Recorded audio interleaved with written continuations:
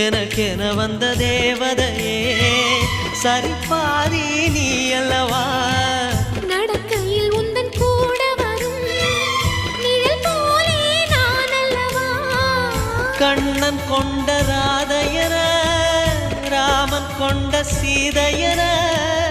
மடி சேர்ந்த பூரதமே மனதில் வீசும் மாருதமே நன்றி சொல்ல உனக்கு வார்த்தை இல்லை எனக்கு நான் தான் மயங்குறேன் என்னுடைய மனச தந்துவிட்ட பிறகும் ஏம்மா கலங்குற